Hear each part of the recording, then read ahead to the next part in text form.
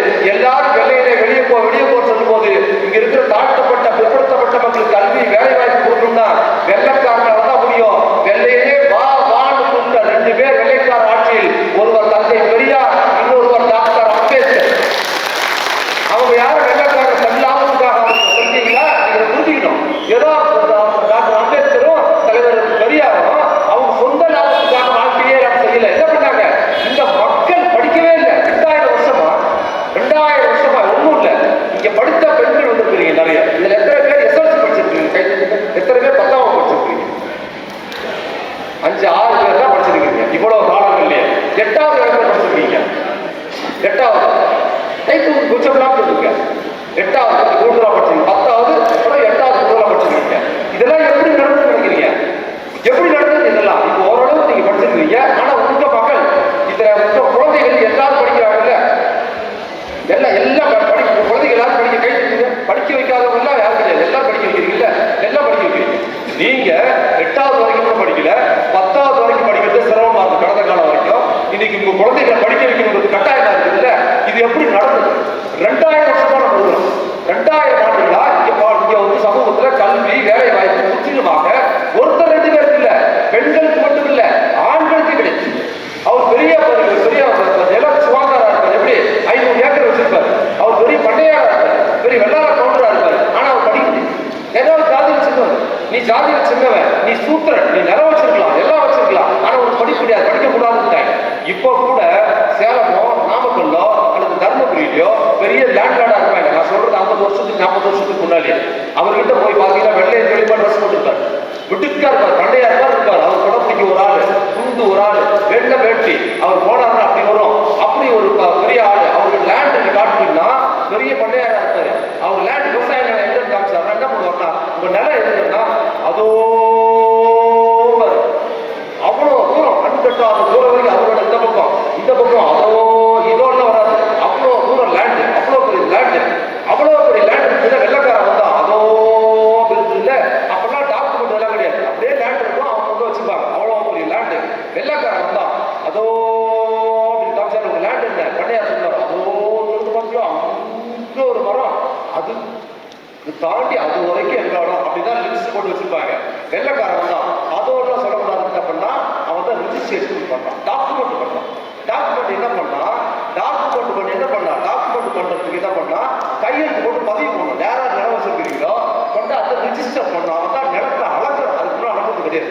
வெள்ளக்காரன் என்ன பண்றான், அதோட அது வரைக்கும் கல்லு போட்டு என்ன பண்றான், இந்த இடத்திலிருந்து அந்த இடம் வரைக்கும் மார்க் பண்ண இடம் உன் இடம். அப்ப என்ன பண்ணா அதை மார்க் பண்ணி நீ ரிஜிஸ்டர் ஆபீஸ்ல பதிவு பண்ணாதான் உன் செல்லும், இல்லாட்டி செல்லாதுன்னு சொல்லும் போது 500 ஏக்கர் வச்சிருந்த என்ன பண்ணாரு, ரிஜிஸ்டர் ஆபீஸ் போனார். ரிஜிஸ்டர் ஆபீஸ் போனார்ல, போயிட்டு இப்ப கூட 40 வருஷத்துக்கு முன்னால பெரியவங்களுக்கு தெரியும், பெரிய பண்ணையரா இருக்காரு. அவர் கையெழுத்து போட சொன்னு வச்சுங்களேன், சும்மா துண்டு எடுத்து எஜமான சைட்ல தோல்ல போட்டு என்ன பண்ணுவாரு, மாட்டு வண்டி பக்கத்துல போய் நிற்பாரு. எதுக்கே மாட்டு வண்டி பக்கத்துல போய் நிற்கணும்னா, மாட்டு வண்டி பக்கத்துல நின்று என்ன பண்ணுவார், கையெழுத்து கேட்டது. மாட்டு வண்டி பக்கத்துல நின்று என்ன பண்ணுவார், அடுத்தது மாட்டு வண்டி சக்கரை இருக்குல்ல, அது பக்கத்துல போய் அந்த கடற்காணி இருக்குல்ல, அந்த கடற்காணி ரஜினி ஸ்டைல் அவங்க உருவார், எஜமானார் உருவார். கையெழுத்து கேட்டது ஏப்பா இப்படிலாம் பண்றோம்னா, கடற்காணி உருவி என்ன பண்ணுவாரு, அப்படி கட்டவர் அந்த தடவி மை பேப்பர்ல வச்சு முட்டுவாரு. 1000 ஏக்கருக்கு சொந்தக்காரரு, சொத்து இருக்குது, இருந்து என்ன பிரயோஜனம், நீ ஒரு சூத்திரன், உனக்கு கல்வி கூடாது தடுத்து வச்சிருந்தாங்க. வெள்ளக்காரன் தான் அதோடு இதெல்லாம் மார்க் பண்ணி டாக்குமெண்ட் பண்ணி ரிஜிஸ்டர் பண்ணிட்டான். போனார் ரிஜிஸ்டர் ஆபீஸ்ல கை நாட்டு போட்டார். 30-40 வருஷத்துக்கு முன்னாடி எல்லாருக்கும் தெரியும், இந்த ரிஜிஸ்டர் பொம்படியில நடத்தவே வாங்கி ரிஜிஸ்டர் பண்ணீங்கன்னா ரிஜிஸ்டர் ஆபீஸ் தெரியுங்களா, ரிஜிஸ்டர் ஆபீஸ்ல கை மை தெரியல, சோதரெல்லாம் இருக்கும்.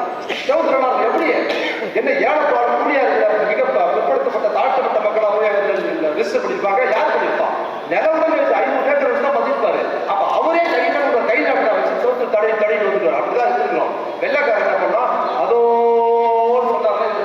வெள்ளக்காரன் பதிவு பண்ணி பேப்பர்ல உங்க இடம் அதோலாம் கிடையாது, இதோன்னு கையில் ஒரு பேப்பர் வச்சுக்கலாம். இவ்வளவுதான் டாக்குமெண்ட் வச்சுக்க. இனி ஒரு நிலம் செஞ்சுருந்தா நீ கூட்டு போய் அதோன்னு சொல்லாது, இதான் என் பேப்பர், இது போச்சுன்னா மொத்தமா போயிடுச்சு டாக்குமெண்ட் கொடுத்தா பாத்தீங்களா. அதை செஞ்சா படித்தவர்களுக்கு இடம் வைக்க எப்படி ஆதிக்க ஜாதியா இருக்கிறவங்க நிலவுரிமையாளர்களுக்கு படிக்க முடியாத போது எளியவர்களுக்கு கல்வி வேலை வாய்ப்பு எதுவுமே கிடையாதுங்கிற சூழல் தான் வெள்ளைக்காரன் வரான். வெள்ளைக்காரன் வந்து 1927 சைமன் கமிஷன் வருது. அதோட சேர்த்து சொல்றதுக்காக சொல்றேன். 27 சைமன் கமிஷன் வரும். இப்போ பள்ளிக்கூடத்தில் படிச்சவங்களுக்கு தெரியும் சைமன் கமிஷன் அப்படின்னா என்னன்னா, சைமன் கமிஷன் அப்படிங்கிறது வெள்ளக்காரன் கொண்டு வரான். எதுக்கு வரான்னா, வெள்ளக்காரனே வரான். நல்லாச்சுங்க. சைமன் கமிஷன்ல இந்த ஊர்ல இருக்கிற பிற்படுத்தப்பட்ட தாழ்த்தப்பட்ட மிக பின்தங்கிய சிறுபான்மை மக்களுக்கு கல்வியில பின்தங்கி இருக்கிறாங்க. இவங்களை எப்படி புள்ளி வரப்படும், யாராருக்கு கல்வி கொடுக்கலாங்கிறதுக்காக அங்க இருந்து வரான் வெள்ளக்காரன். இங்க இருந்து வரான், லண்டன்ல இருந்து வரான். அப்ப வரும்போது நம்ம ஊர்ல இருக்க சுதந்திர போராட்டக்காரர்கள் வெளியேறே இருக்காங்க. ஏன்னா அது வெள்ளையர்கள் ஒட்ட கூட இல்லை, அதாவது இந்தியர்கள் ஒட்ட கூட எல்லாமே வெள்ளக்காரனா இருக்கான். அப்ப இந்தியரை பத்தி கல்வி கொடுக்க போற, இந்தியரை பத்தி சென்சஸ் எடுக்கிறேன்னா இந்தியன் உறுப்பினர் ஒருத்தர் கூட இல்லாம நீ வெள்ளக்காரனை மட்டும் போட்டு வெள்ளக்காரனை கூப்பிட்டு வந்து இங்க சென்சஸ் எடுக்கிறேன்னா எங்களுக்கு என்ன மரியாதை இருக்குது, இந்தியருக்கு என்ன மரியாதை இருக்குது? அதனால வெள்ளையனே நீ வெளியேறு, சைமனே திரும்பி போ, உள்ளே வராது உள்ள வராது இந்தியா முழுக்க போராட்டம் நடத்தும் போது அப்பா இதே ரெண்டு கீழே ஆரம்பிச்சாங்க. தந்தை பெரியார் டாக்டர் அம்பேத்கர் சொன்னாங்க, அந்த டீம்ல ஒரு இந்திய கூட இல்லையாமா, பூரா வெள்ளக்காரன் இருக்கிறானாமா. அதுக்காக தான் நாங்க கூப்பிடுறோம், வெள்ளக்காரனே பா, இந்தியாக்காரன் எங்களை படிக்க விட மாட்டான், உள்ள ஒரு இந்திய கூட உள்ள சேர்க்காத, ஏன்னா எங்க ஊர்ல கல்வி படிக்காம படிக்க வச்சதே அவன் தான் சொல்லி பெரியாரும் அம்பேத்கரும் வெள்ளையனை சைமனே வாவான்னு உள்ள கூப்பிட்டு அன்னைக்கு போட்ட சிஸ்டம் பிரகாரம் தான் இன்னைக்கு என்னது பொம்படிக்கிற ரயில்வே ஸ்டேஷன் வந்ததுக்கு எப்படி ஜாதி மட்டும் ஒழிக்கல, பொருளாதாரத்தை ஏற்படுத்து, கல்வியை ஏற்படுத்துது. இதே பொம்புடி நகரத்திலிருந்து எத்தனை இளைஞர்கள் சேலம் நோக்கி படிக்கிறாங்க இல்லையா, சேலத்துக்கு உயர்கல்வி போனது, பள்ளிக்கூடம் படிக்க போனது, காலேஜ் போனது, இதே வர்த்தகத்துக்கு இங்க வந்து பொருள் வாங்கிட்டு வர்றதுக்கு, வாங்கின பொருளை விற்கிறதுக்கு, இங்க இருக்கிற பொருளை கொண்டு போய் சேலத்துல கொண்டு போய் கொடுப்பதற்கு ரயில் எந்த வகையில் அறிவியல் ரீதியாக சாதியை ஒழித்து பொருளாதார ஏற்றத்துக்கு பொம்புடி மக்களுக்கு பயன்பட்டதோ அதுபோல் தமிழ்நாட்டில் இருக்கிற மக்களுக்கு தந்தை பெரியாரும் டாக்டர் அம்பேத்கரும் அவ்வளவு தீவிரமாக செயல்பட்டு கல்வி வரை சிம்பிளா சொல்ற பெரியாரு அம்பேத்கர் ரெண்டு பேருக்கு என்ன ஒற்றுமைனா ரெண்டு பேரோட வாழ்க்கை வேற. பெரியார் ஒரு ஆதிக்க சாதி சேர்ந்தவர், எப்படி ஆதிக்க சாதி சேர்ந்தவர், தலைவர் அம்பேத்கர் ஒடுக்குமுறைக்குள்ளான ஒரு ஷெட்யூல் காஸ்ட் சமூகத்தை சேர்ந்தவர். இவங்க ரெண்டு பேரும் ஒரே மொழியில சந்திச்சு இந்த மக்களுக்கு நன்மை செய்தாங்க. இதான் ரொம்ப முக்கியம். இருக்கிற பெண்கள் நீங்க வந்திருக்கிறீங்க, இன்னைக்கு பெண்கள் படிச்சிருக்கிறீங்க, உங்க குழந்தைங்க படிக்க வைக்கிறாங்கன்னு எல்லாம் தெரிஞ்சீங்க. இந்த பெண்கள் இன்னைக்கு படித்து இந்த அளவுக்கு வந்திருக்கிறார்கள் என்பதற்கு அதற்கு முழுக்க காரணம் பொதுக்கூட்டத்துக்கு வந்திருக்கீங்க. நீங்க பொதுக்கூட்டத்துக்கு பெண்கள் வருவாங்களா, ஆண்கள் மட்டும் தான் போவாங்க. கல்யாணத்துக்கு தமிழ்நாட்டில் கல்யாணம் நடக்கும்போது கல்யாண வீட்டுக்கு போற பெண்கள் கல்யாண வீட்டுக்கு நிறைய போவாங்க. ஆனா கல்யாண வீட்டுல ஆண்களுக்கு மட்டும் சேர் போட்டு வைப்பாங்க, பெண்கள் சேர் போட மாட்டாங்க. தெரியுமா அவங்களுக்கு தலையில் தான் உட்காந்து. ஏன்னா பொண்ணு பார்க்க போவாங்கல்ல, ஒண்ணு பெரிய சாட்சி சொல்ல கொஞ்சம் தெரியும், பொண்ணு பார்க்க பையனை பொண்ணு பார்க்க போவாங்க. அப்ப என்ன பண்ணுவாங்க, பையனோட அம்மா அப்பா, பையனோட அத்தை, பையனோட அக்கா, மாமா எல்லாம் பொண்ணு பார்க்க பொண்ணு வீட்டுக்கு போவாங்க. பொண்ணு வீட்டுக்கு போனா ஆம்பளை சேர்ல சோபால உட்காருவாங்க, பெண்கள் என்ன பண்ணுவாங்க, பாய் வச்சுக்கிறதா உட்காருவாங்க. உண்டா இல்லையா? பெண்கள் பாய் வச்சு கீழே உட்கார வைப்பாங்க. உண்டா இல்லையா? அது ஏன்னா ஆம்பளை மேல உட்காரணும், பொம்பளை தலையில உட்காரணும். சிஸ்டம் கல்யாணத்துல ஆரம்பிச்சுட்டா கல்யாண மண்டபத்துல அப்படிதான் இருக்கு. கல்யாண மண்டபத்திலையும் ஆண்கள்லாம் சேர்ல உட்காந்துருப்பாங்க, பெண்கள்லாம் தரையில உட்காந்துருப்பாங்க. அப்படிதான் கல்யாணம் நடந்தது, இந்தியா முழுக்க நடந்தது. தந்தை பெரியார் வந்தாரு, அவர் என்ன பண்ணார், சீவரியா திருமணத்துக்கு நடத்தினாரு. திருமணத்துக்கு நடத்துறது என்ன பண்ணாரு, என்னடா இது ஆண்கள்லாம் சேர்ல உட்காந்துருக்கீங்க, பெண்கள்லாம் தரையில உட்காந்துருக்கீங்க, ஐயோப்பிய பயிலா இருக்கிறீங்க, மரியாதையா இருந்து இடத்தெல்லாம் பெண்களுக்கு முன்னெடுத்து ஓரமாட்டு சொல்லி இந்தியாவிலே முதல் முறையாக திருமண வீடுகளில் பெண்களுக்கு சேர் போட்டு உட்கார வைத்த தலைவர் தந்தை பெரியார். அங்கேதான் அவர் சீவரியாக திருமணம் ஒன்று பண்ணாரு பாத்தீங்களா. அந்த திருமணம் பெண்களுக்காக சொல்ல வெறும் சேர் போட்டு மட்டும் இல்ல, அந்த கல்யாணம் நீங்க வைதிகத்தில் என்ன பண்ணுவீங்க? இப்போ நீங்க நம்ம சாதியிலே கொண்டு பார்ப்போம், நம்ம சாதியிலே மாப்பிளை பார்த்து அவங்க செலவு பண்ணி கஷ்டப்பட்டு கல்யாணம் பண்ணி வைப்போம். என்னது நம்ம சாதியிலிருந்து அப்படி பாதிடக்கூடாது, கொண்ட தேடி மாப்பிளைக்கு நம்ம சாதி சொந்தக்காரனையே அக்கா பையன் தாய் மாமனையே கல்யாணம் பண்ணி வச்சு அப்ப சொல்லுவோம். கொஞ்ச நாள் பொறுத்து என்னாவும் சடம் வைப்போம், ஐயர் வைப்போம், புரோகித வைப்போம், எல்லாம் பண்ணி வச்சு கல்யாணம் பண்ணி வச்சுட்டு போட என்ன பண்ணுவான் தெரியுமா, அடுத்து அவன் ஏதாவது இன்னொரு பொம்பளை சேர்த்துப்பான், இன்னொரு பொம்பளை சேர்த்துப்பான். அப்புறம் என்ன பண்ணுவான், காசு கையில் இருந்து வீட்டுல போய் வாங்கிடுவான். பணம் அப்பா வீட்டை விட்டாரு, யாருக்கு வீட்டை அடகு வச்சுதான் கல்யாணம் பண்ணிருப்பாரு, யாருக்கு தகை போட்டுருப்பாரு, அபராதம் செலவு பண்ணிருப்பாரு. நீ போய் தகையை வாங்கிடுவான், பொண்ணை கொண்டு கருத்து விட்டுருவான். அந்த பொண்ணு ரெண்டு குழந்தையோட இருந்து வந்து வீட்டுல முடியோ தத்தம், கையில காசு கிடையாது, ஒண்ணுமே கிடையாது. அப்படிங்கும் போது கூட ஒண்ணும் பண்ண முடியாது. எங்க போய் கேட்குது, ஜாதி சங்கத்துல போய் சொன்னோம்னா ஜாதி சங்க தலைவர் யாரு, மாப்பிள்ள தான், அவங்க சொல்ல முடியாது. அப்ப கேட்பதற்கு நாதி இல்லை. அப்ப என்ன பண்ணாரு, பெரியார் சுயமரியாதை திருமணத்தை கொண்டு வந்து பெண்கள் சுயமரியாதைக்கு பண்ணாரு. அதே போல் இந்தியாவில் திருமண சட்டம் ஒன்று இருக்குல்லமா, இன்னைக்கு நாடு இந்த மேடையில் இருக்கிற அண்ணன் தம்பி உட்கார்ந்து இருக்கிற ஆண்கள் எல்லாரும் ஒருவனுக்கு ஒருத்தி நாங்க வாழணும்ல, கல்யாணம் பண்ணா ஒருவனுக்கு ஒருத்தி வாழணும். நாங்க திருத்தி இல்ல, எனக்கு முன்னால 1950 முன்னால எனக்கு முன்னால எங்க தாத்தா முப்பாட்டம்னா ஒரு மனைவி இருக்கும்போது இன்னொரு மனைவி, ரெண்டாவது மனைவி, மூணாவது மனைவி கல்யாணம் பண்ணிட்டே இருக்காங்க. நம்ம நாட்டில் ஒருவனுக்கு ஒருத்தி இல்ல. 40-50 வருஷத்துக்கு முன்னால ஒரு ஆண் எத்தனை மனைவி இருந்தாலும் கல்யாணம் பண்ணிக்கலாம், முதல் மனைவி அடிச்சு கரத்தி விட்டுலாம். கேட்கறதுக்கு நாதி இல்லாத சமூகமா இருந்தது 50 வருஷத்துக்கு முன்னால. யாரும் கேட்க முடியாது. நான் கொண்டு போய் நடுவு அப்பா என்னை அடிச்சு கருத்திட்டாருப்பா, நான் எங்கப்பா போறது, என் வழியே இல்லைன்னு அவர் சொல்லுவாரு. அம்மா நான் எங்கப்பா போறது, படத்துக்கு இல்லையம்மா, போய் நம்ம ஜாதி சங்கத்தில் சொல்லலான்னு பார்த்தா நம்ம ஜாதி சங்க தலைவரே அவனாதான் எங்காவது கழுத்துல விட்டு சாகலாமான்னு அப்பாவும் பொண்ணும் அந்த குழந்தையோட கழுத்துல விட்டு சாகலான்னு போகும்போது அந்த பொண்ணு கையையும் அப்பா கையை பிடிச்சி இழுத்து, அடே சாகாதீங்கடா, நான் இருக்கிறேன், யாரா இருந்தாலும் நான் காப்பாற்ற தடுத்த கை தெரியுமா இந்தியாவிலே? அது தலைவர் அம்பேத்கரோட கை. அவர் தான் அரசு சட்டம் கண்டிங்க எல்லா நாட்டுக்கும் அரசு என்ன பண்ணாரு? அரசியல் சட்ட திட்டாரு, நான் இருக்கிறேன், யார் மாப்பிள்ள நான் காட்டு.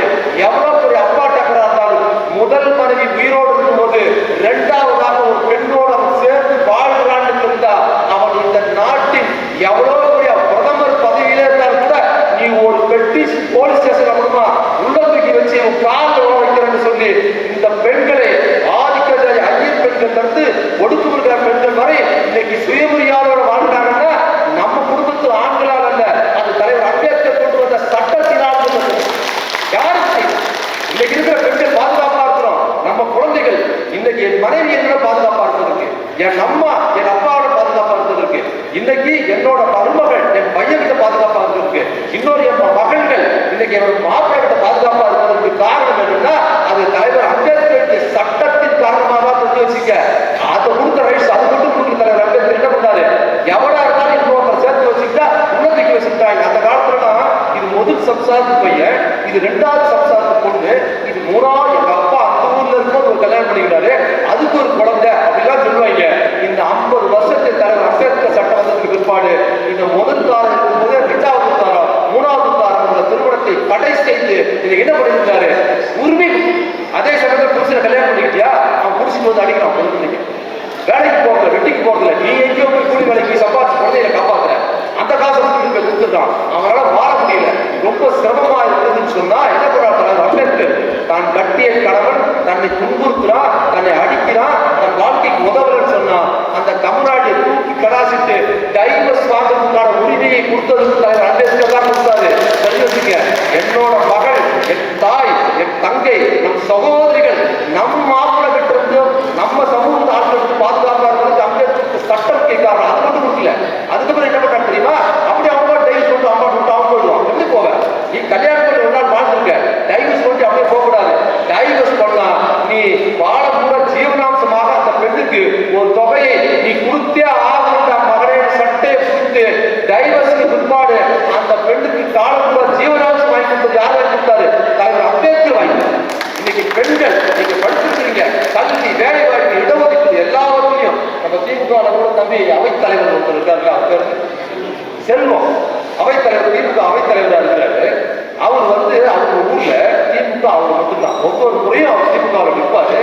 நின்னாருன்னா அவர் தோக்கடிச்சு, அவர் வன்னி சமுதாயத்தை சேர்ந்தது, அவர் தோக்கடிச்சுப்பாங்க. ஆனாலும் தோற்றாலும் நான் திமுகவை திருப்பி நிற்பேன் அப்படின்னு நின்று தோற்றாலும் நிற்பேன்னு இன்னைக்கு அவைத்தலைவர் அவர் இருக்கிறார். ஏன் திமுக? சிம்பிள் கேள்வி. ஏன் காரணம் இருக்கிறது? தோற்றாலும் பரவாயில்ல, நான் திமுக தான் நிற்பேன் ஏன் நின்றாரு அப்படின்னா முக்கிய காரணம். ஏன் தெரியுமா இருந்தாரு? அவருக்கு தெரியும் 1988ஆம் ஆண்டு எம்ஜிஆர் ஆட்சி, 88, 87. அப்போ வன்னி சமுதாய மக்கள் டாக்டர் ராமதாஸ் இருக்காருல, டாக்டர் ராமதாஸ் அன்னைக்கு வன்னி சமூகம் வச்சார். இந்த வன்னி சார்பாக வன்னி சமுதாய மக்களுக்கு என்ன பண்ணாரு? இடஒதுக்கீடு போராட்டம், எங்க மக்களுக்கு எம்பிசி இடஒதுக்கீடு நியாயமான போராட்டம் தயார் பண்ணாரு, டாக்டர் ராமதாஸ் பண்ணாரு. அப்ப என்ன பண்ணாரு எம்ஜிஆர்? அதெல்லாம் கொடுக்க முடியாதுன்னு சொல்லி 23 வன்னியர்களை துப்பாக்கியால் சுட்டு படுகொலை செய்தார்.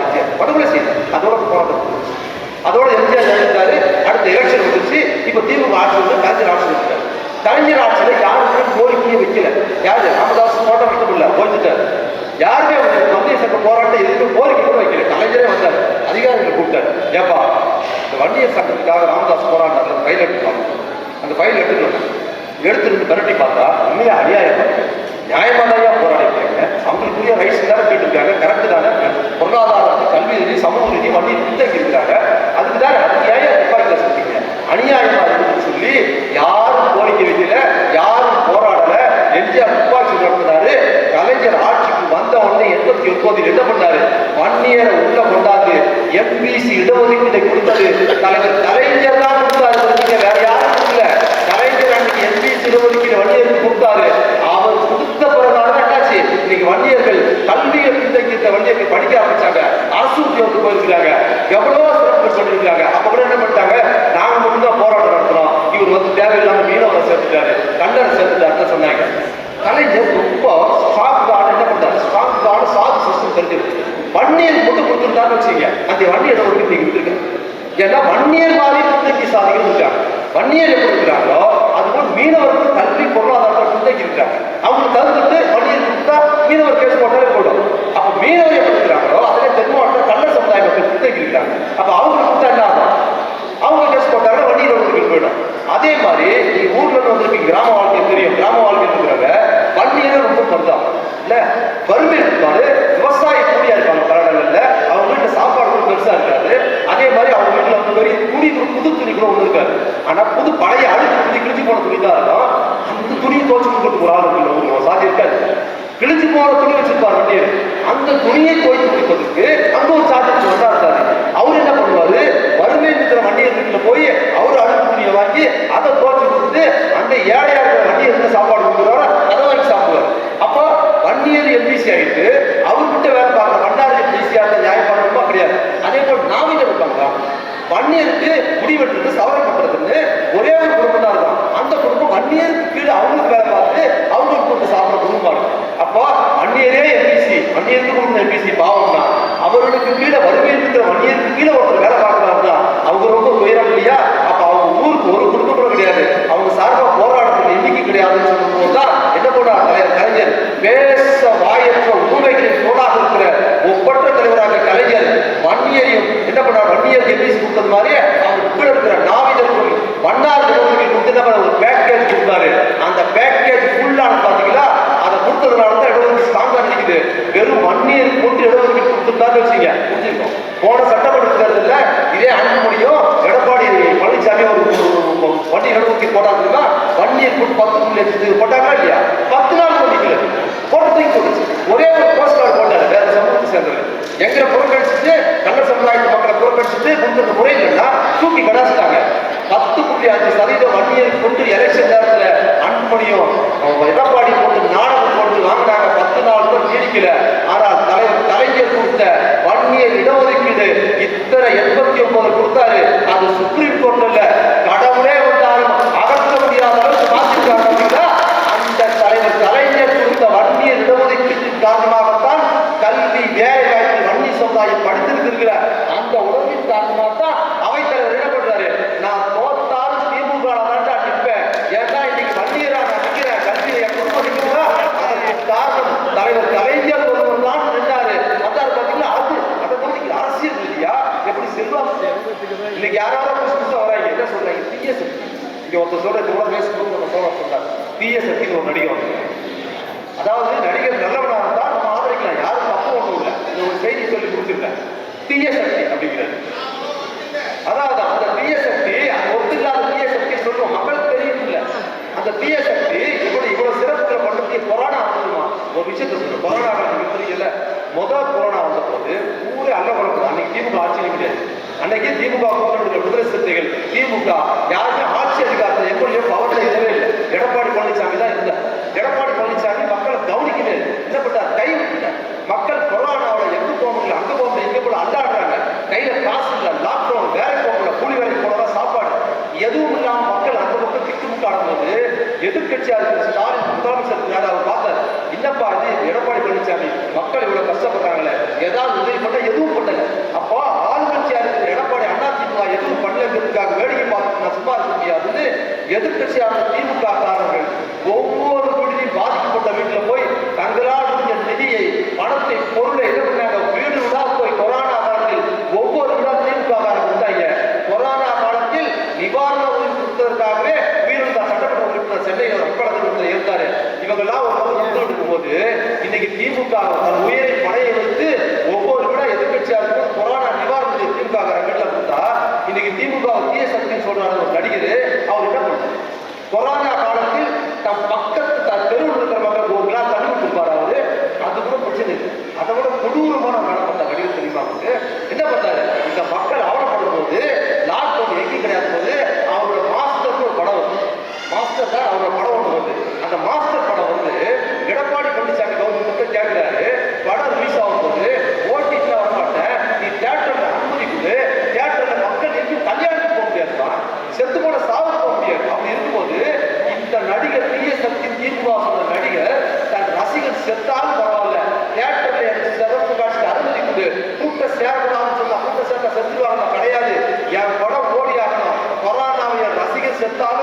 படத்தை ஒட்டி வந்து ஒத்த காலில் நின்று எடப்பாடி பழனிசாமி கூட்டணி வைத்து கொரோனா காலத்தில் சினிமா தியேட்டர்ல கொள்வதற்கு ரசிகர்களுக்கு எதிராக படம் போட்ட இந்த நபர் தான் யார் சொல்றாரு? திமுக அப்போ புதுசா வரலாம் எவ்வளவு மோசமா இருக்கிறான். புதுசா வர முடியும் எவனா புதுசா வந்து ஆல்டர்னேட்டிவ் வந்தா பரவாயில்ல. புதுசா வரவே மிக மோசமா இருக்கான். அதிமுகவை விடவும் மிக மோசமான கண்ணோட்டத்தில் விட்டுருக்கான். நம்மளை சுற்றி பெரிய பேராபத்துகள் சூழ்ந்து கொண்டிருக்கிறது. தாய்மார்களே, உங்க குழந்தைகள் படிக்கிறாங்க, கல்வி போறாங்க, கான்வென்ட் போறாங்க, பள்ளிக்கூடம் நிதி உண்டு பண்றாங்க. நம்ம பாஜக கவர்மெண்ட் ஒன்றிய அரசு படிக்கிறதுக்கான ஃபண்டை கொடுக்கறதில்ல, படிக்கிறதுக்கான தேவையான நிதியை கொடுக்கறதில்ல. பள்ளிக்கூடத்து அரசு பள்ளிகளுக்கான மூல வேலை நடக்குது. எங்க பார் வேலை நடக்குது. தமிழ்நாட்டு மக்கள் மீது இந்தி திணிக்கிற கண்ணோட்டம் இருக்குது. இந்தி படிச்சாதான் இங்க வந்து உங்களுக்கு எல்லாம் நெறி கொடுப்பங்கிற அந்த கண்ணோட்டம் இருக்குது. இந்த பொம்முடி நான் சுத்தி வந்தேன். எனக்கு ரொம்ப பிடிச்சிருக்கு. ரொம்ப அழகா, நீட்டா, நேர்மையா, ரொம்ப சிறப்பா மக்களோட வாழ்க்கை தரம் மேம்பட்டு இருக்கு. எப்படி மேம்பட்டு சிறப்பா இருக்கு. அப்ப என்ன பண்ணா, இந்தி படிச்சாதான் வேற இருக்கலாம். ஆனா நல்லா தெரிஞ்சுங்க, இந்தியிலே பல்லு வளர்க்குறான். உத்தரப்பிரதேசத்துல அவன் இந்தியிலே பல்லு வளர்க்குறான், இந்தியிலே தூங்குறான், இந்தியிலே சாப்பிடுறான்.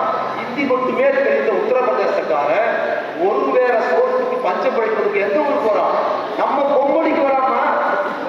பொம்மடிக்கு வரான் இந்திக்கார வேலைக்கு. இந்தி மட்டுமே தெரிஞ்ச பொம்மடிக்கு வரான். இவன் பேச்சை கேட்டு நம்ம தமிழ் படிக்காம இந்தி படிச்சுட்டா நம்ம போய் அங்க என்ன பண்ண முடியும்? ஒண்ணும் பண்ண முடியாது. நமது வாழ்க்கையை சீரழிப்பதற்காக செய்யலாம். ஒன்றும் இல்லை. நீங்க டிவி நாடகம் நீங்க உட்காந்துருக்கீங்க, கொஞ்ச நேரம் விட்டா டிவி நாடகம் பார்த்துக்கலாம்னு சொல்றீங்கல்ல. உங்க டிவி நாடகம் நீங்க பாக்குறீங்கல்ல, அந்த டிவி நாடகமே என்ன பண்ணும்? இந்தியில தான் போடும். நீ இந்தி கத்துக்கிட்டு வந்து டிவி நாடகம் போடுமா? பெண்களுக்கான வாழ்வுரிமை சிதைக்கப்படுது. இங்க முஸ்லீமும் இந்துவும் ஒற்றுமையா வாழ்றாங்க. இந்த முஸ்லீம் நான் வந்து பார்த்தேன், எல்லாத்தையும் கேட்ட போது இந்த ஊர்ல இந்த நகரத்தில் எந்த வேறுபாடும் இல்லை. மதம் இந்து முஸ்லீம் வேறுபாடும் இல்லை. ஜாதி சண்டைகளுக்கு இல்லை. ஒரு ஜாதி மீது இன்னொரு ஜாதி வந்து அடையாளம் பொருளில் எதுவுமே இல்லை. அப்படி சிறப்பு சொன்னாங்க. ஏன் இதெல்லாம் இல்லை தெரியுமா? இதெல்லாம் இல்லாத முக்கிய காரணம் பொம்முடியில் பாஜக ஒரு கட்சி இல்லைன்னு நாங்க இந்த ஊர்ல பொம்முடியில் பாஜக கட்சி இந்த ஊர்ல இல்ல. அதனாலதான் சிறப்பா இருக்குது. நீங்க பாஜக கட்சி எப்படி தடுத்து வச்சிருக்கிறீங்களோ, பாஜகவுக்கு அடியாள் வேலை பார்க்கிற கட்சி தான் இந்த நடிகர்களும் இந்த பல பேர் இருக்கிறாங்க. அவர்களும் எச்சரிக்கையா இருக்க. இந்த நாட்டில் நாம் பெற்றுக்கிற கல்வி, வேலை வாய்ப்பு, எந்த உரிமைகள் எடுத்தாலும் இவை எல்லாவற்றையும் நமக்கு பெற்றுக் கொடுத்தது யார் பெற்றுக் கொடுத்தாங்க அப்படின்னா அது திராவிட இயக்கமும் தலைவர் அம்பேத்கரும் தலைவர் பெரியார் தான் பெற்றுக் கொடுத்திருக்கிறாங்க. இன்னைக்கு வேலை வாய்ப்பு அம்பேத்கர் பற்றி சொல்லும் போது அவங்க தலித் அம்பேத்கர் அப்படி ஒரு முத்திரை வச்சாங்க. ஆனா உண்மை அது இல்லை. எப்படி தலித் மக்களுக்கு அவர் தான் தலைவர். தலித் மக்களுக்கு கல்வி வேலை வாய்ப்பில் எப்படி ஒரு முக்கியத்துவம் கொடுத்தாரோ அதுபோல் தலித் அல்லாத மக்களுக்கான கல்வி வேலை வாய்ப்பு யாரும் கொடுத்தாருன்னா அதுவும் தலைவர் அம்பேத்கர் தான் அரசியல் சட்டத்தில் கொண்டு வந்தாரு.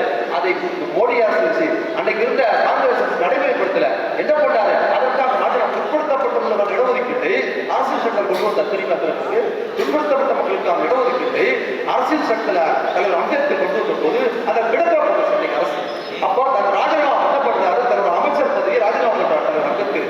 பிற்படுத்தப்பட்ட மக்களுக்கும் இங்க இருக்கிற ஆதிக்க ஜாதி பெண்களுக்குமான சட்டத்தை நான் கொண்டு வந்தா அதை நீங்க கிடப்பில போட்டுட்டீங்க. எனக்கு இந்த அமைச்சர் பதவியே வேண்டாம்னு தலைவர் அம்பேத்கர் ராஜினாமா பண்ணது தலித் மக்களுக்காக அல்ல, பிற்படுத்தப்பட்ட மக்களுக்கும் இந்த பெண்களுக்காக தான் அந்த அமைச்சர் பதவியை தூக்கி கடாசில ஒப்பற்ற தலைவர் தான் அவர் சிறப்புகளை செய்தார். அது மட்டுமல்ல, பல அரசு திட்டம் அரசு நிர்வாகத்துல பல பேர் அரசு இருக்கிறாங்க, வேலைக்கு போறாங்க. 8 மணி நேரம் வேலை பார்க்கணும். 8 மணி நேரம் அரசு உத்தியோகத்தில் மட்டும் இல்லை, தனியார் நிறுவனத்துக்கு போனாலும் 8 மணி நேரம் வேலை இருக்கிறது பொதுவாக இருக்கு. அந்த 8 மணி நேரம் வேலை யாருக்கு 8 மணி நேரம் வேலை தலித் மக்கள் கொடுத்து பார்க்குறாங்களா? 8 மணி நேரம் வேலை எல்லா சாதி மக்களுக்கும் தெரியுங்களா? 8 மணி நேரம் வேலைக்காக உலகம் முழுக்க பல பேர் ரத்தம் சுற்றி துப்பாக்கி சூடு நடத்தி உயிர் பலி கொடுத்தா 8 மணி நேரம் கொடுத்தாங்க. இதே பாண்டிச்சேரியில் ஆசியாவிலே முதல் முறை 8 மணி நேரம் வேலை திட்டம் வந்ததுன்னா புதுச்சேரியில் பாண்டிச்சேரியில் சுப்பையா ஒரு கம்யூனிஸ்ட் தலைமையில 8 மணி நேரம் வேலை திட்டத்துக்காக போராடிய போது அங்கிருந்த பிரெஞ்சு அரசாங்கம் துப்பாக்கி சூடு நடத்தி 40-45 பேர் படுகொலை செய்தது. அதுக்கு பிற்பாடு தான் அங்க வந்தது. அதே காலத்தில் பிரிட்டிஷ் அரசாங்கம் இங்க இருக்கும்போது இந்த நாட்டில் 8 மணி நேரம் வேலை திட்டத்துக்காக எந்த போராட்டம் நடத்தல, துப்பாக்கி சூடு நடத்தல, ரத்தம் சிந்தல. தலைவர் அம்பேத்கர் ஒரு சொட்டு மையில் கையெழுத்து போட்டு அனைவருக்கும் 8 மணி நேரம் வேலை திட்டம் வாங்கி பார்த்தீங்கன்னா 8 மணி நேரம் வேலை திட்டம் வேலை பார்க்கிற எல்லாரும் இங்க வேலை பார்க்கறாங்கன்னா அது தலைவர் அம்பேத்கர் அரசு உத்தியோகத்துக்கு போற பெண்களுக்கு பிரசவ காலத்துக்கான விடுமுறை, அவங்க பிரசவ காலத்துக்கான விடுமுறை, சம்பளத்துக்கு விடுமுறை.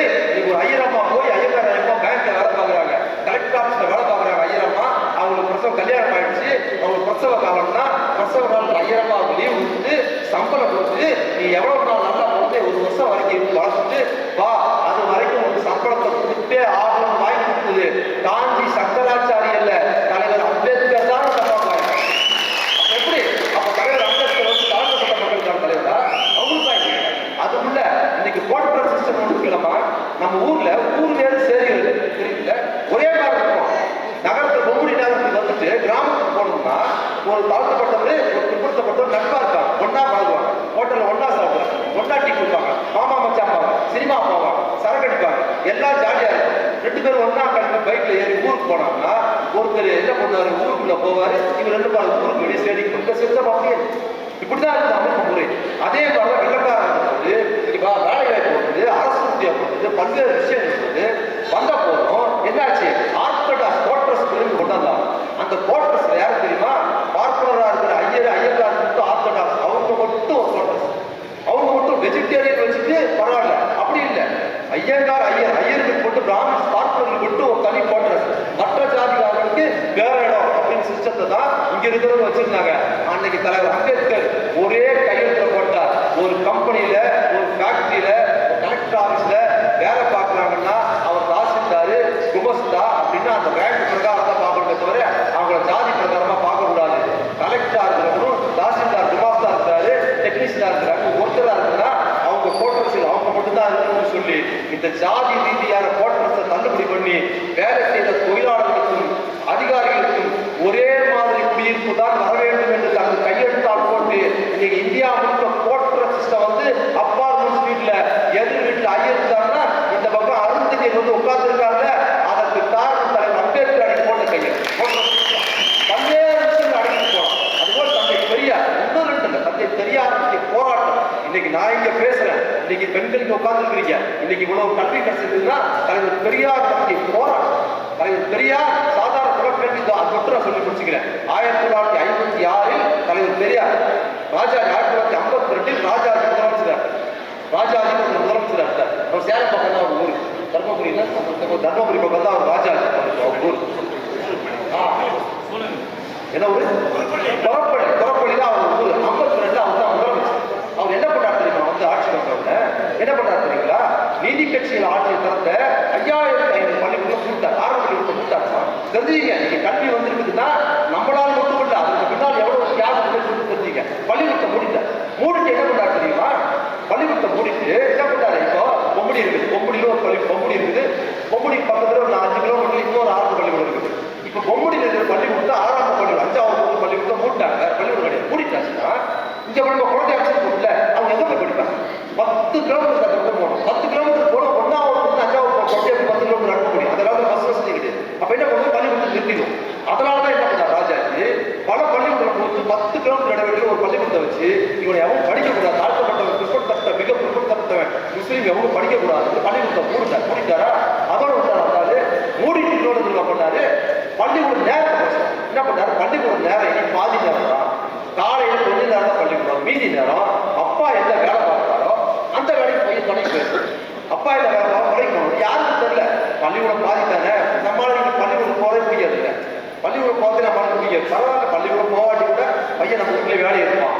எனக்கு வரைக்குமா இன்றைக்கு ஒரு பள்ளிக்கூடம் போட்டோம்னா விழுந்துட்டீங்களா, கரண்ட் அழுதுருப்பீங்க. பள்ளிக்கூடம் போகிறது ஒரு கொடூரமான கொலைக்காலத்துக்கு போகிற மாதிரி நினைப்போம். பள்ளிக்கூடம் தரத்தரம் அம்மா பிடிச்சி எடுத்துட்டு போவோம். பள்ளிக்கூடம் ஏதோ ஆட்டை தட்டி இழுத்து போன மாதிரி குழந்தை எடுத்துட்டு போனா கரண்டி கதறி காலை பிடிச்சிட்டு அழுவோம். ஐயோ அம்மா, ஐயோ அப்பா, என்னை மட்டும் என்னை காப்பாற்றுறதுக்கான இல்லையா, என்னை காப்பாற்றி விடாதீங்க பள்ளிக்கூடத்தில் விடாதீங்க, கரண்ட் அடிச்சோம். அப்படிதான் இல்லையா? அப்படிதான் அழுது நம்ம படித்தோம். நான் அப்படிதான் படித்தேன், என் பையன் அப்படிதான் படித்தான், நீங்களும் அப்படிதான் படிச்சிருப்பீங்க, அப்படிதான் படித்தோம். ஆனா இன்னைக்கு பள்ளிக்கூடத்துல இன்னைக்கு படிக்கிற குழந்தைகள், குறிப்பாக பெண் குழந்தைகள் கூட இன்னைக்கு பள்ளிக்கூடத்துக்கு போறதுக்கு அம்மா காலையில் டிஃபன் செய்யறதுக்கு லேட் ஆயிடுச்சுன்னா பொம்பளை பொண்ணு தான் சொல்லுது, 2வது 3வது படிக்கிற பொம்பளை பொண்ணு, அம்மா என் ஸ்கூலுக்கு லேட் ஆயிடுச்சு, நான் பள்ளிக்கூடத்துக்கு போறேன்னு உணவை தியாகம் பண்ணிட்டு பள்ளிக்கூடத்துக்கு போகுது. என்ன காரணம் அதுக்கு? நாம ஏன் பள்ளிக்கூடத்துக்கு போறோம்னா, ஏன் முன்மாதிரி அப்பம் போல, பெரியப்ப போல, அண்ணன் போல, சித்தப்பா பையன் போல, அவன் போல எல்லா உறுப்பினர்கள் என்ன மட்டும் ஏன்டா பள்ளிக்கூடத்தில் வச்சு சாவடிக்கிறீங்க? ஏன்னா நம்ம முன்மாதிரியை படிக்கிற பழக்கம் இல்லை. குடும்பத்தில் பார்த்தா எல்லாம் வீட்டில் இருக்கிறான், ரோட்டில் விடலாம், மாட்டை கட்டலாம், ஆட்டை கட்டலாம், கோழியை கட்டலாம். நான் மட்டும் ஏன்டா பள்ளிக்கூடத்தில் இருக்கிறீங்க? நானும் வீட்டில் இருக்கிறவங்க முன்மாதிரி நம்ம படிக்க தோணலை. ஆனா இன்னைக்கு நம்ம குழந்தைகள் பள்ளிக்கூடத்துக்கு போறதுக்கு பையன் மாட்டிக்கிட்டு அதுவா கிளம்பி போகுது. அது மட்டும் இல்ல, அக்கா பள்ளிக்கூடத்துக்கு போனதுக்கு பிற்பாடு இன்னைக்கு ஒரு 2 வயதான ஒரு பெண் குழந்தை அக்காவோட பெரிய ஷூவை போட்டுக்கிட்டு கையை கட்டிக்கிட்டு வீட்டை தாத்தா பாட்டி முன்னால நானும் பள்ளிக்கூடத்துக்கு போறேன் லெப்ட் ரைட் புத்தகா நடக்குதா இல்லையா? வீட்டுல நாம கருத்து அழுதோம். இன்னைக்கு 2 வயது குழந்தை நான் பள்ளிக்கூடத்துக்கு போறேன் அழுகிற பாத்திரத்துக்கு பின்னால் ஒரு குழந்தை, பெண் குழந்தை தன் அல்சைஸ்மோ மாட்டிக்கிட்டு வீட்டுக்குள்ளார பெற்றோர்கள் முன்னால நானும் பள்ளிக்கூடத்துக்கு போறேன் நடந்து காட்டுற அந்த கல்விக்கு பின்னால் தலைவர் பெரியார், டாக்டர் அம்பேத்கரும் திராவிட இந்த மாற்றத்தை சந்திக்கிறோம். ஏன் படிக்கல? 8வது கூட படிக்கல. நம்ம குழந்தைகளுக்கு ஆர்வமா படிக்கணும். ராஜாஜி அதை பார்த்தோம். என்ன பண்ணாரு? பள்ளிக்கூடத்தை கூட்டாரு. பள்ளிக்கூடத்துக்கு கூட்டு போக முடியாது. அப்ப என்ன பண்ணாரு? பாதி நேரம் பள்ளிக்கூடம், மீதி நேரம் அப்பா வேலை. அப்பா வேலை என்னது? அப்பா என்ன பண்றாரு? அப்பா என்ன வேலை பார்க்கிறாரு? அவர் உதவியாரு. ஆமா, நல்லது தானே, சரிதானே. இப்ப அப்பா வந்து பொறுப்புடன் நகை செய்யறது, பள்ளிக்கூடம் போயிட்டு வந்து பையன் அவருக்கு உதவியா இருக்கிறான், சமூக மரியாதை. அப்பா என்ன பண்றாரு? தச்சர். பள்ளிக்கூடம் போயிட்டு வந்து பையன் என்ன பண்றான்? அவருக்கு உதவியா இருக்கான், தச்சர் வேலை மரியாதை. அப்பா கடை வச்சிருக்காரு, பள்ளிக்கூடம் போயிட்டு வந்து மத்தியானத்துல கடையில் பார்க்குறா, உதவியா இருக்கு, எல்லாம் தெரியாது. இப்ப அப்பா வந்து என்னன்னு, அப்பா பணமறையா, பையன் தான் பண்ணுறது. பள்ளிக்கூடம் போயிட்டு அப்பாவோட பணமறையா இருக்கா. அப்பா என்ன பண்றாரு? மீன் பிடிக்கிறாரு. பள்ளிக்கூடம் போயிட்டு வந்து பையன் மீன் பிடிக்க போட்டா அப்பா என்ன பண்றாரு? அப்பா என்ன பண்றாரு? ஊருக்கு சவரம் பண்றாரு. அப்ப என்ன பண்றாரு? பையன் போயிட்டு வந்து அப்பாவோட சவரம் பிடிக்க முன்னாடியே போட்டா அப்பா என்ன பண்றாரு? ஊருக்கு துணி வைக்கிறாரு. அப்ப என்ன பண்றது? பையன் துணி எடுத்துட்டு அழுக்கு துணி ஊர் போய் எடுத்துக்கிட்டு அப்பா கூட போய் ஆத்தாக்களுக்கு துணி வைக்கிறா. அப்பா என்ன பண்றாரு? விடம் இருக்கிறார். அப்ப அப்பா பள்ளிக்கூடம் போயிட்டு வந்து மீதி நேரம் அப்பா கூட போய் ஊர்ல சுடுகாட்டில் படத்தை பிறக்கிறதா? இந்த அநியாயமான சமூகம் அமைதியா. அப்பதான் வந்தார் யாரு? தமிழ்நாட்டுல ஒரே ஒரு கதாநாயகனை பற்றி. தமிழ்நாட்டுல இப்ப இல்ல, எப்போ இன்னும் 500 1000 வருஷம் தமிழ்நாட்டுக்கு ஒரே ஒரு கதாநாயகன் தந்தை பெரியார் காலையில பள்ளிக்கூடத்தை பாதியை மூடிட்டு மீதி நேரத்தில் இருக்கிற குழந்தை கூட அப்பா வேலையை பாக்குறாங்க.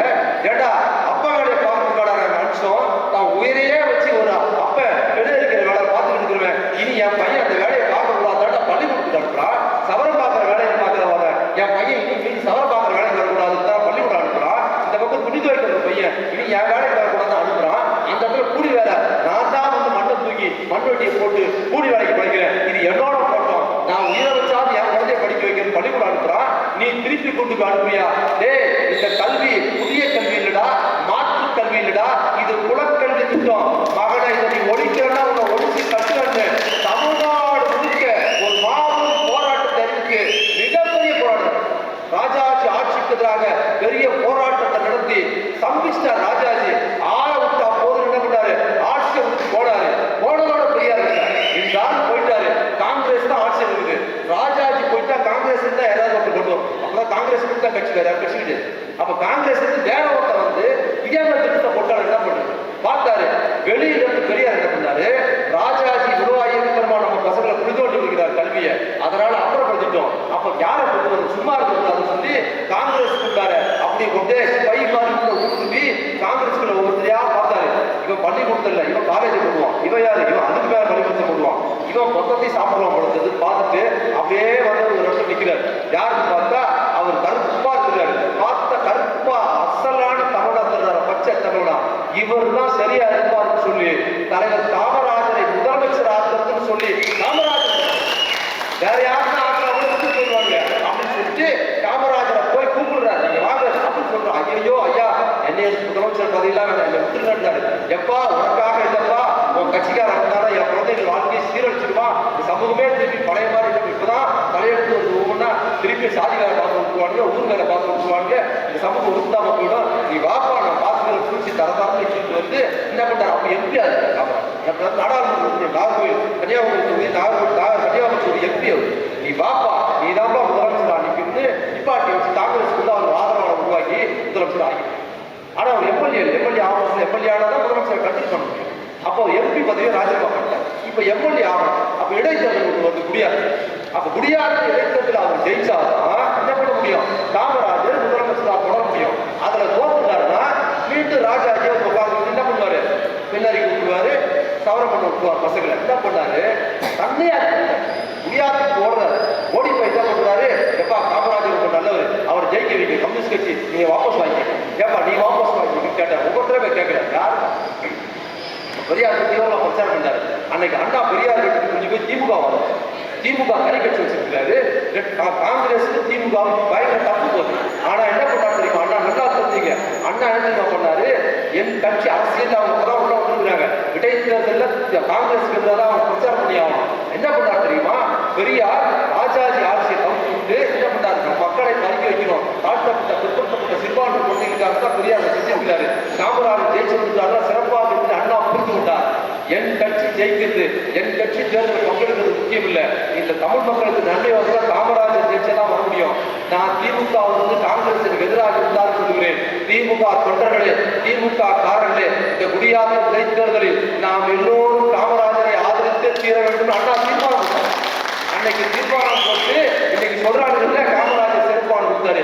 நீ தான் பண்ண அடே பெருந்தலைவர் காமராஜரை முதலமைச்சர் ஆக்கியதே தலைவர் பெரியார் அண்ணாவும் தான் அதனாலதான் காமராஜர் பெரியாருடைய அப்ப ஆண்டு கொண்டு வந்ததுக்கு உட்பாடுதான் என்ன பண்ணா தெரிஞ்சுக்கீங்க இன்னைக்கு கல்வி சாதாரணமாக வந்தாரு கையில பணம் இல்லை அதனால மூடுங்க அதே காங்கிரஸ் கட்சியிலிருந்து தான் காமராஜர் வர்றாரு அதே ராஜாஜி தான் முதலமைச்சர் வர்றாரு அவர் காசு இல்லைன்னு பள்ளிக்கூடத்தெல்லாம் மூடி குளத்தட்டுக்கு கொண்டு வந்தாரு வந்த உடனே புறக்கல்வியதுக்கான போராட்டத்தை பெரியார் மயிலாடுதுறையிலிருந்து சென்னை நோக்கி திராவிட கழகத்துக்கு பயணம் வராங்க எதிர்த்து பயணம் வராங்க அவங்க சென்னையிலிருந்து நடைப்பயணமா மயிலாடுதுறையிலிருந்து கிளம்பி நடைப்பயணமா சென்னைக்கு வந்து சேருவதற்குள் காமராஜர் பெரியார் முதலமைச்சர் ஆகிட்டாரு முதலமைச்சருக்கு போய் நீங்க செய்யறது சரியில்லை இந்த ஆட்சி வந்து சரியில்லை ராஜாஜி நீங்க வந்து புறக்கல்வி திட்டத்தை தள்ளுபடி போட்டு மனு கொடுத்து அங்கிருந்து வராங்க மனு கொடுக்கலான்னு வரும்போது ஆட்சியில் ராஜாஜி இல்லை காமராஜர் இருக்கிறார் அந்த மனு காமராஜர் வந்து சேர்வதற்கு முன்னால் புறக்கல்வி திட்டத்தை தள்ளுபடி செய்த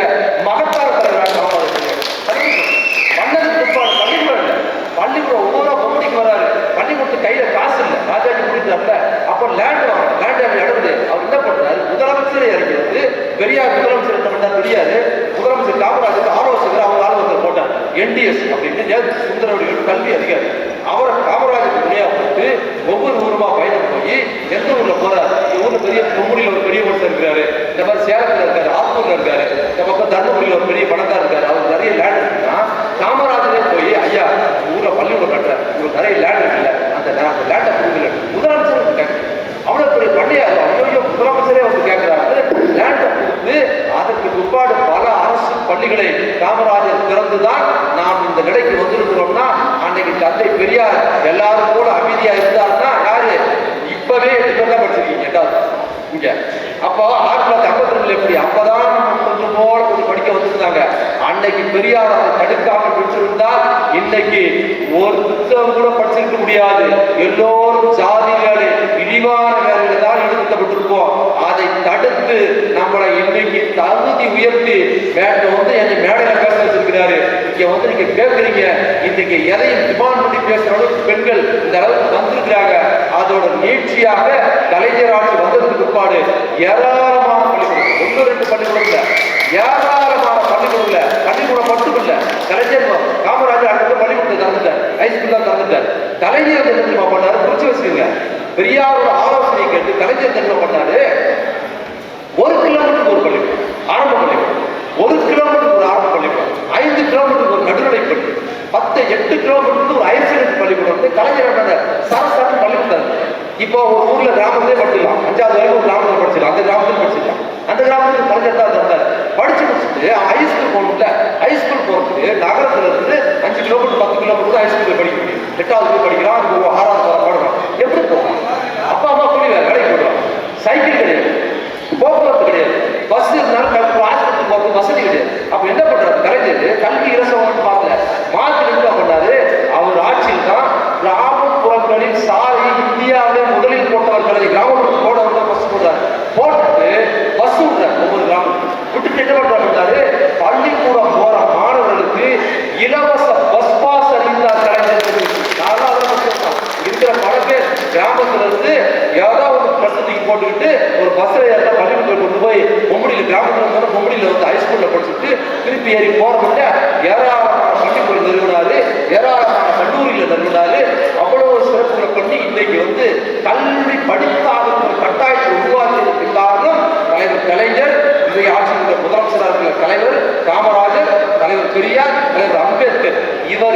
வரிசையில இவங்களை தூக்கி வெளியே வச்சுட்டீங்கன்னா நமக்கு கல்வியும் இல்லை வாழ்க்கையும் இல்லைன்றதை நீங்க புரிஞ்சுக்கணும். என் அருமை தாய்மார்களே, இன்னைக்கு இருக்கிற திராவிட மாடல் அரசு இல்லை. இன்னைக்கு இந்த அரசு இவ்வளவு சிறப்பா செயல்படுற அரசு, நமது விடுதலை சிறுத்தைகளின் ஆதரவை பெற்ற இந்த அரசு, இன்னைக்கு இருக்கிற இந்த கூட்டணி அரசு 4.5 வருஷம் இதே ராஜாஜி ஆட்சி ஓடி. நான் சொல்றது எதுவும் இல்லை. இதே புதிய கல்வி திட்டத்தை என்ன பண்றாரு? பள்ளிக்கூடம் அரசு பள்ளிக்கூடம் மூடு, பள்ளிக்கூடம் குறை, பள்ளிக்கூடத்துக்கு ஸ்காலர்ஷிப் கொடுக்காத, இடஒதுக்கீடு கொடுக்காத, பள்ளிக்கூட ஸ்காலர்ஷிப் கொடுக்காது, அதெல்லாம் கேன்சல் பண்ணு, நான் ஒரு பணம் கொடுக்குறேன்னு மிரட்டுறாரு. ஆனா நம்ம முதலமைச்சர் என்ன பண்ணாரு? நீ ஹிந்தி படிச்சாதான் ஹிந்தி போடு, கையெழுத்து போடு.